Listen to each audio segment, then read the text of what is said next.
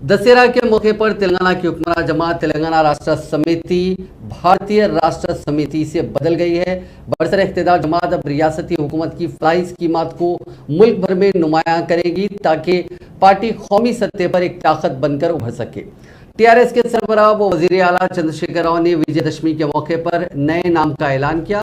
ये ऐलान चारशंबे की दोपहर 1:19 पर टीआरएस हेडक्वार्टर्स तेलंगाना भवन में मुनक्किदा पार्टी के अरकान पार्लियामेंट, अरकान असम्बली, अरकान काउंसिल, अरकान आमिला, रियासती वज़रा की मौजूदगी में पार्टी के आमिला के इजलास में किया गया।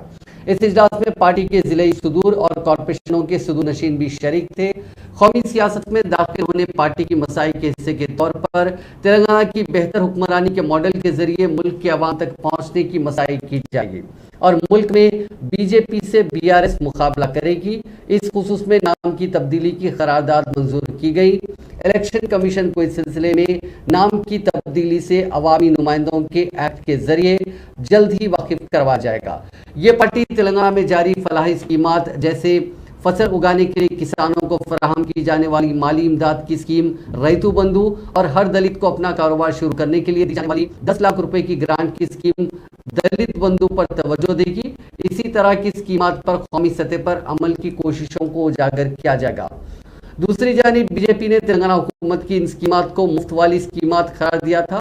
रियासत की हुक्मरान जमात का मानना है कि बिजली मुल्क के तमाम मौज़ूआत में फराहम नहीं की जा सकी। इन तमाम पहलुओं को कौमी सतह पर मरकज़ की हुक्मरान जमात को बेनकाब करने के लिए चलाई जाने वाली मुहिम के दौरान उजागर किया जाएगा। ईमेल के जरिए इलेक्शन कमीशन को नाम की तब्दीली से वाकिफ करवाया जाएगा। बाद 6 अक्टूबर को शख्सी तौर पर पार्टी का नुमाइंदा कमीशन के जिम्मेदारों से मुलाकात करेगा। गुज़िश्ता माह पार्टी ज़राए ने इशारा दिया था कि जल्द ही कौमी पॉलिसियों के साथ कौमी पार्टी कायम की जाएगी। हाल ही में वज़ीर आला चंद्रशेखर राव ने 2024 के लोकसभा इंतखाबात में गैर बीजेपी हुकूमत के बरसर इख्तिदार आने पर मुल्क भर के किसानों के लिए मुफ्त बिजली की फराहमी का ऐलान किया था।